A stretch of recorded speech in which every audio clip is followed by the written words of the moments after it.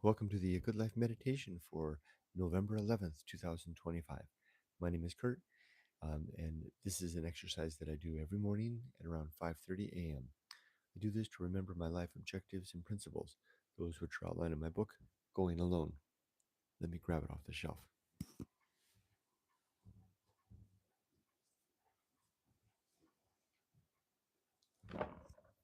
which you can read for free at goingalone.org. I also use this time to think about the last 24 hours and how I did with the challenges and opportunities I met, which were worthy of note, where I did either very well or very poorly. That's where I learn. I also go over the 8 objectives of my creed, and I prepare for the coming day. More very importantly, readying myself for death. I do talk about sensitive subjects like death every day, so be warned. This is also a live, a private journal performed public journal entry performed publicly. So you're welcome to listen in. I do talk about my own stuff. I do talk about me and my life. Um, so if I go long or short, it's my prerogative. Uh, you're welcome to leave comments and criticisms as you see fit. I will read those at the end. I will go over my plans for the coming day and then get on with the day. So let's start. Oh, huge thank you to my YouTube viewers, my supporters on Patreon, and my members on YouTube. I really do appreciate your support. Okay, having a look at the notes for today under the heading of the last 24 hours. There are two notes. It says work, and then the second note says light pocket change worry, and then it says uh, little fry. Is that what it says?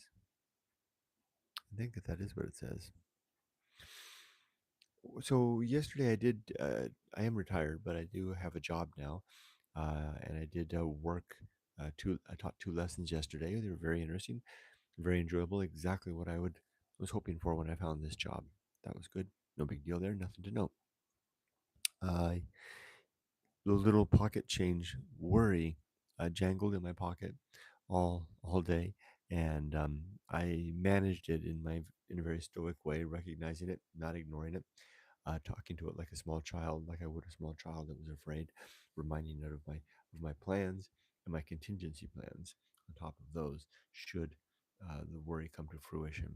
And for the most part, that would send the pocket change worries scattering like a worried child off to another quarter of the room, but it would show up an hour or two later for a little more reassurance.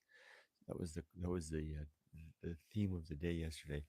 All the while, I was knowing that one day, not in the not so distant future, I'll be past this particular round of worry, pocket change worry, fortunately in this case, and other worries will arrive in to fill that place eventually to be filled with some maybe some as Tim says the bank vault size worry. I have met with an old couple yesterday. It's very old, and turns out they spoke English really well. I met them during the dog walk, and they kind of cornered me in a way, in a friendly way, in the way that old people sometimes do, because they become kind of oblivious of surroundings.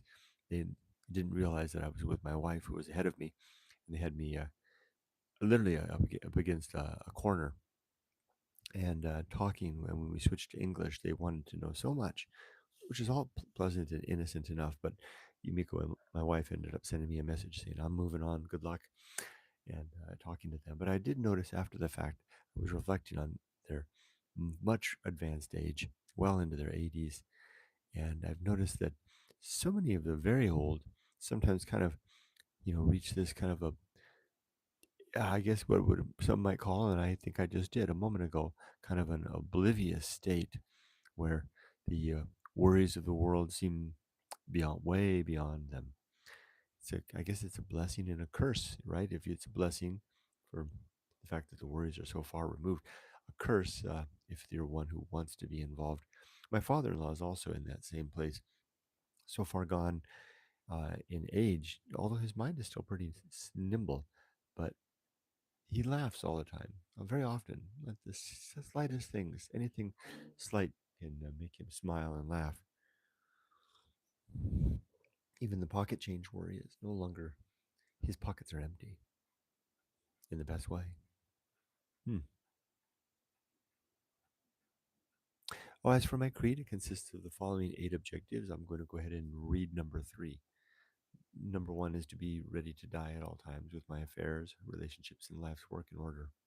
Number 2 is to make good and effective use of my days, making utility of the time.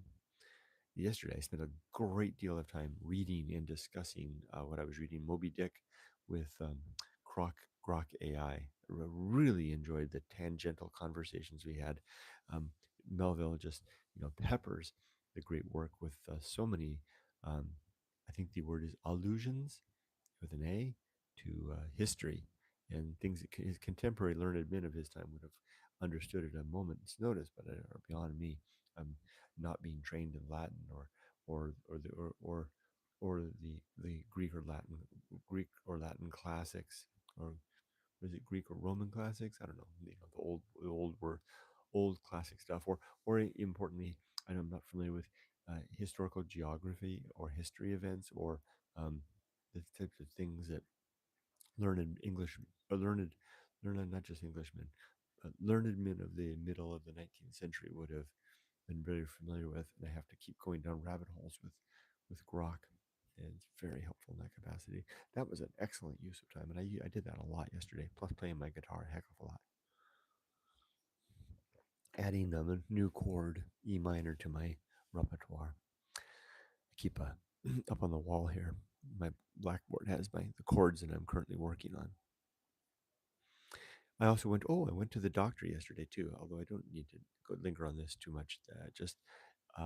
But it is another, this is not news. This is an illustration of me using my principles and objectives again.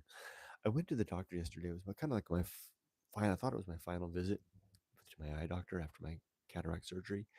And the I've had cataract surgery in 2 eyes now, and the right eye is beautifully clear and crisp vision, although it was blurry for a while after the surgery, uh, but just a short while. The left eye is about more than a month in, maybe a month and a half in now, is remains blurry, and I wanted to find out from the doctor what I wanted to know what my options were. She's been aware of my blurry vision since my last visit.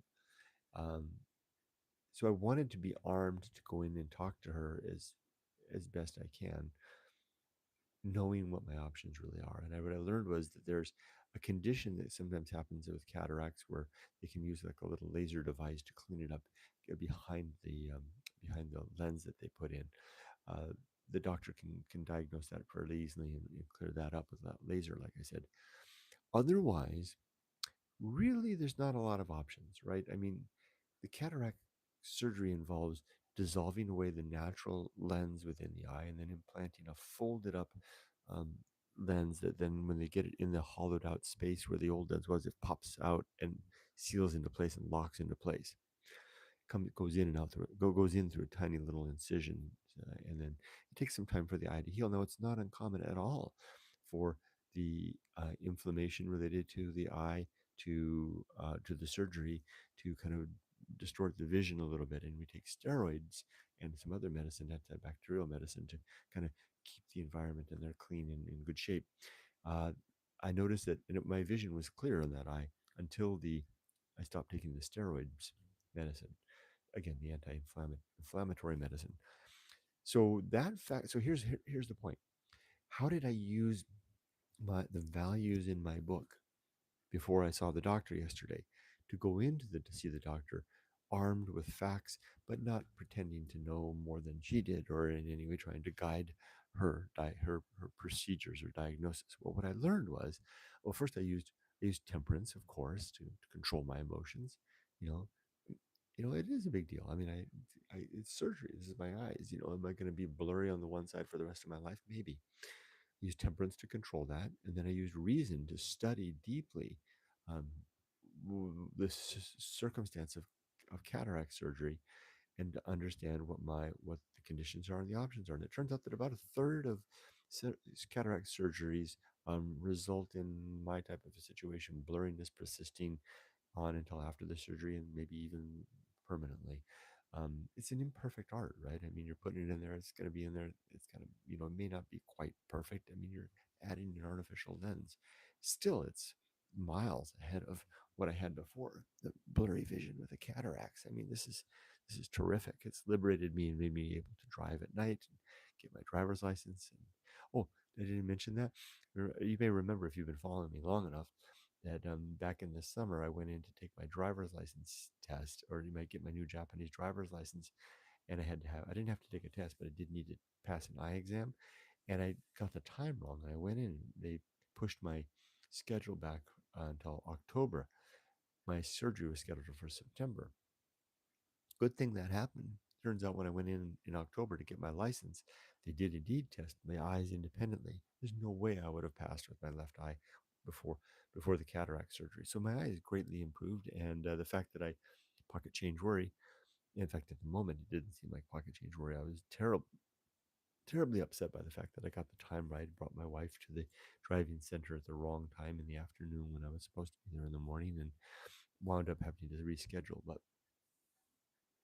so many of these cases. In fact, I can't think of a single, I think really a single worry, pocket change or bank vault size that I can even remember, much less, you know, provide credence to the worthiness of the worry and the upset that it caused me. I would challenge Tim if he's out there to wonder the same thing. I mean, sure, Tim, you and I can both probably refer, and anyone else watching can probably refer and remember projects that we worked on, and maybe in the course of our careers where the project may have been in jeopardy or something like that. But the actual details, I could probably dredge some of them up, but were they actually worth the amount of stress and anger and pain, literal pain, and let alone the panic attacks that I felt at the time? Hardly so, but that's because I didn't know how the outcome would be. Or I mean, there you go, right? I mean, at the time, when I was having worries the size of a panic attack, I didn't know what the outcome would be, and I thought that the outcome could be, very threatening to my family, job loss, which would have devastated us, for example. So yeah, okay, I'm way off field now, aren't I?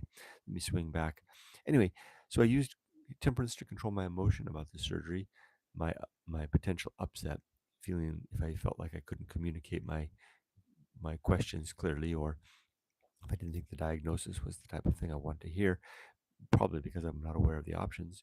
I learned that about a third of patients end up with an eye like mine. Of the lucky ones are on my right eye. The poor, less lucky ones are on my left eye, and that sometimes it may take months to go by before the eyes kind of clear up, but sometimes that's not the case. Sometimes this is just it, and that's wound up. So I was ready when I went in to see the doctor. And then the other thing I did was, usually when I go in to see the doctor here in Japan, I go by myself. I don't rely on my wife. I don't. My Japanese isn't good, but I don't lean on people, and I push myself and I thrust myself into situations as a matter of course. And for this particular visit, I asked my wife to join me because I knew that this was an important one where I really needed to know the lay of the land, and I put down my pride, so to speak, in being able to talk to a doctor by myself and ask my wife, "Please come into the room with me with the doctor. I want to make sure that I'm having things straight." So you see, this is another example of using my values to prepare myself. Temperance to control my emotions. Good emotional reactions. Reason to think, to understand the lay of the land and what the possible outcomes will be. With that, either most likely this is the case. This is how my eye is going to be. There's a likely small chance that it could get better with a little more time.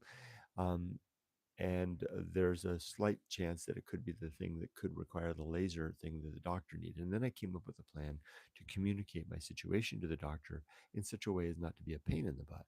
And I coordinated it and even rehearsed it with my wife before we visited the doctor, which is to simply say, my left eye had good clear vision up until the point that I stopped taking the steroids, and then it went a little bit blurry, and it's been blurry ever since. And leave it at that. The doctor should then be able to know where to proceed. And so it worked out great. I came in, my wife was with me, we answered the questions, we got the information correctly, and it came out just as I had trained myself that it, or taught myself that it might, which is basically most likely this is what I've got for the duration. Live with it. There's really nothing they can do. It's not like they can pull that plastic cataract lens out and insert a new one that would cause more damage and do that would be worse than the cure, right? So this is it. She did give me the steroids medication to take again, which I thought was a good idea because if indeed I do have inflammation, and which is another thing that led me down a rabbit hole of understanding how steroids work, for example, and how they're produced in the body and what the function is, the inflammatory function. I even went down a rabbit hole yesterday of trying to learn about how steroids, a different type of steroids, I guess it's an anabolic steroid or anabolic, it starts with an A, that are used for building muscles up, but it's a different type of steroid that's used for inflammation. I learned so much yesterday and had a really good time, and I handled it really well with the partnership of my wife. I'm very pleased, and I should have had it listed down, but I'm very pleased with the doctor's visit yesterday and how I handled it in relevance to my creed. Oh, also recognizing in the process hashtag nature that it is the nature of some surgeries like this to about a third of them to wind up like me. There I am. I am in that group. Lots and lots of application of values there. Boy, I got all of that by just by talking, reciting my creed. Let's go into let's read uh, objective number 3, the development and maintenance of good and sound life principles, from my book Going Alone, which you can read, like I said, at goingalone.org for free.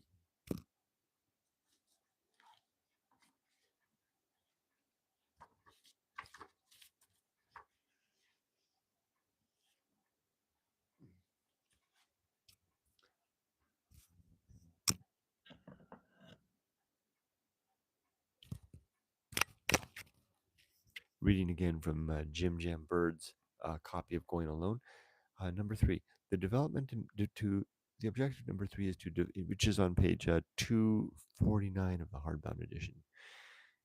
Develop and maintain good and sound life principles. Good because means they're good means that they promote virtue, which is my main aim, where virtue is defined as actions and decisions that improve the well-being of thinking creatures. Um, Sound means that upon examination with reason, they're not found to be wanting, not found to be hollow or rotten on the inside. Because sometimes a value looks good on the labeling, but turns out it's full of crap on the inside or nothing, hollow on the inside, right? So I have to make sure that my values, that I have to develop and maintain values which are both good in alignment with my purpose in life, which is the promotion of virtue, and sound insofar as they can withstand the criticisms and the investigation of reason. And a quote here from a Roman proverb, very famous Roman proverb: "Do justice and let the skies fall." I love that. Okay, let's read. Develop and maintain good and sound life principles. I will secure early in life good rules to live by, objectives and principles which are accurate and true. I will then dedicate some time each day to using, testing, and refining these objectives and principles. Over time, I will make a small catalog of only the soundest truths I have found, which is this book, or at least the chapter within it, the title, The Good Life, which I will then number and recount each day for the purpose of further discovery and self guidance, which is exactly what I'm doing right now, and I do every day. Finally, I will share what I have found through the example of my words and actions and my best effort of living a good and sound life. This objective basically describes exactly what I do every day at 5:30 in the morning with my good life meditation. At least the part of the meditation where I review the creed. Time to add another candle.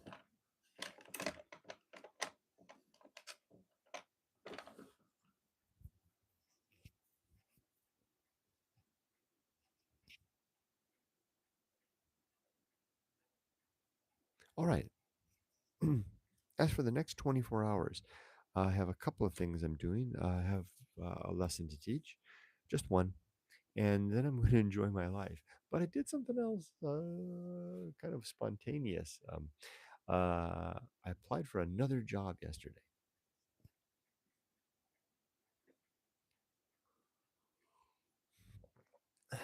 see how this goes. But it's not a part-time job like the one I have now. This is a full-time job. It's a contract work, ALT work, like I did before, which is assistant language teacher work.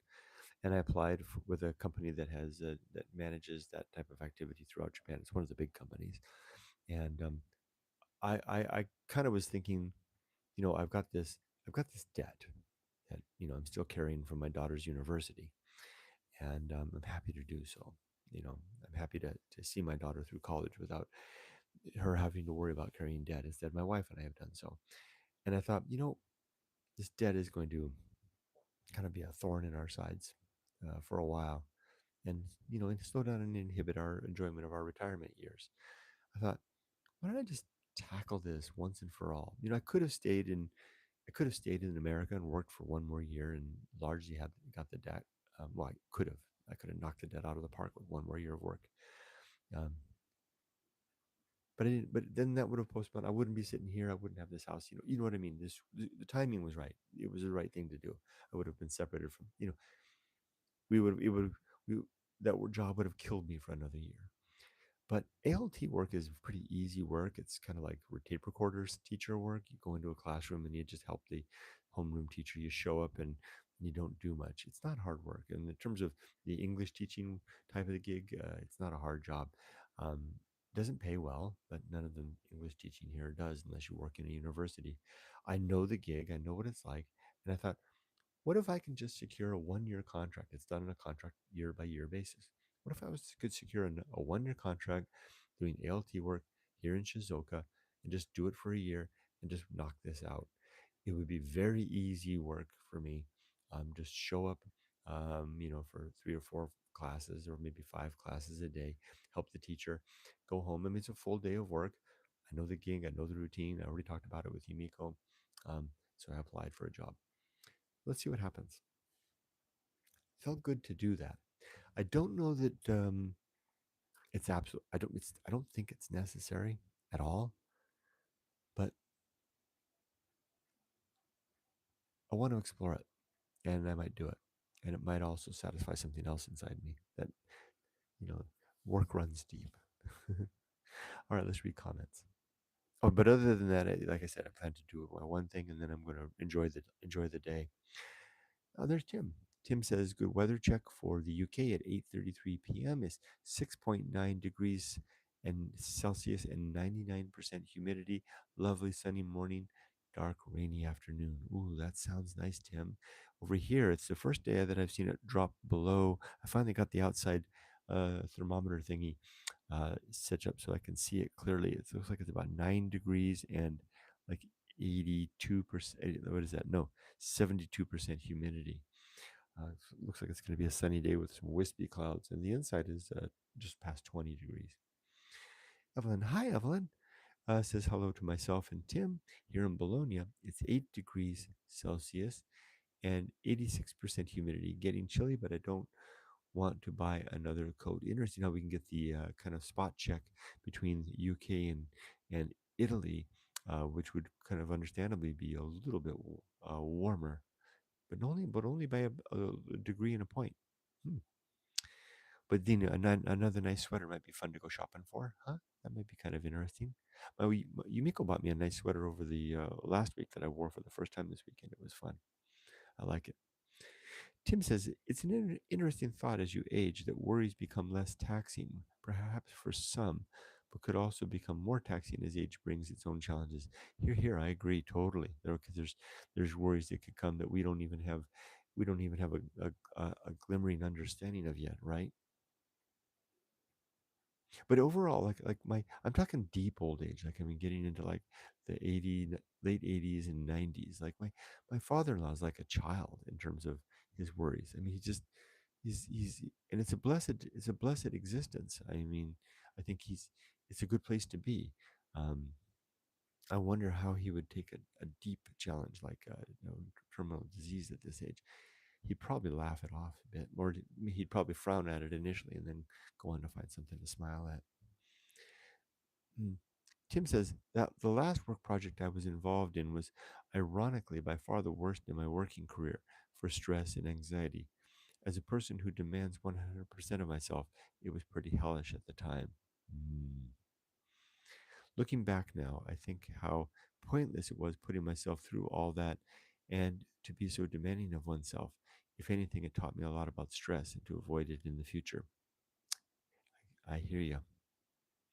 Evelyn says, and I try to remember that kind of thing as I'm facing stress points now. Like I was up last night worrying. I was in the middle of the night. I woke up and I was worrying about something that's about the house that um, really I don't need to worry about.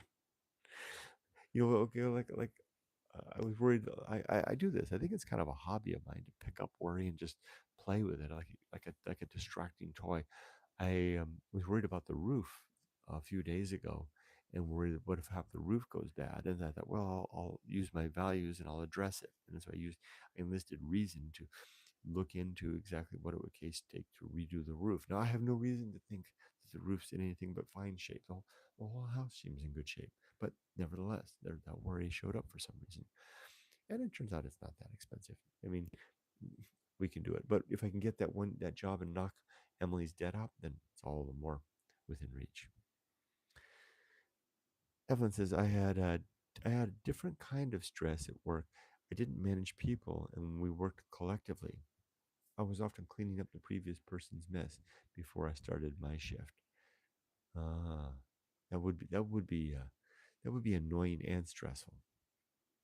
Ray, hello, Ray says good morning and notes it's 14 degrees C and 83% humidity in Washington State, United States. Tim says hi to Ray. Ray says hi to Tim and Evelyn. Ray says, having a barbecue on the 29th, Kurt. You're welcome to come if you like. We'll be in Okayama in a couple of weeks through the end of the year. Oh, that's nice. Wow, you're having your barbecue here in Japan, in Okayama? Thank you for the invitation. I'm kind of constrained by the fact that my two little dogs, I really can't go any more than a couple of hours away at a time. By a couple of hours, I mean 6, 7 hours, because the dogs are indoors the whole time. Got to watch out for their pee. Race Evelyn says hi, but thank you for the invitation. I hope you have a good time and a foreshadowing welcome back to Japan. Uh, Evelyn says hi to Ray. Matcha Popoki. Welcome. It's nice to see you. Welcome to our little chat. Just tuning in. Good morning and aloha, everyone. 26 degrees C here in Hawaii, Hawaii's island. Wow. Here on Hawaii's island. Beautiful. 26 degrees sounds just heavenly, but of course it's Hawaii. And welcome to our little group here. Matcha Popoki. Evelyn says hi to Matcha Papoki. There's Tim. There's Robert. Hi, Robert, aka Believe in Yourself. Says hi to myself, Tim, Evelyn, Ray, and Matcha Papoki. Uh, Robert says it's 27 degrees Fahrenheit, 80% humidity, and an air quality of 24 degrees in Napanee, Ontario, Canada. Nice, almost the same as Hawaii in terms of temperature. You're just a little right on spot.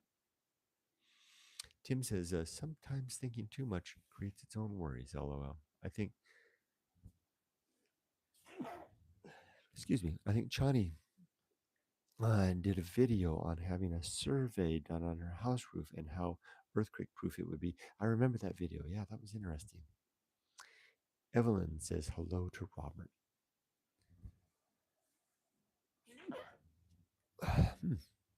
Excuse me. All right, well, time for me to start the day in earnest. Oh, by the way, I'm sorry I missed my office hours yesterday. I had a lesson right during that time, and I completely forgot. And I usually send a note in the Discord, a text in the text chat room that if I'm going to miss it, but I forgot to do so. Apologies if anybody seen this now or seen it later who dropped by to say hi and I wasn't there, and I didn't even leave a note. Sorry. All right, Tim says hi to Evelyn says hi to Robert, and Tim says hi to Robert. All right, everybody. Well, it's time for me to drop off and start my day in earnest. I hope you all have a good and healthy and productive day. Wishing you all the best. Be safe, but not too safe. Take care.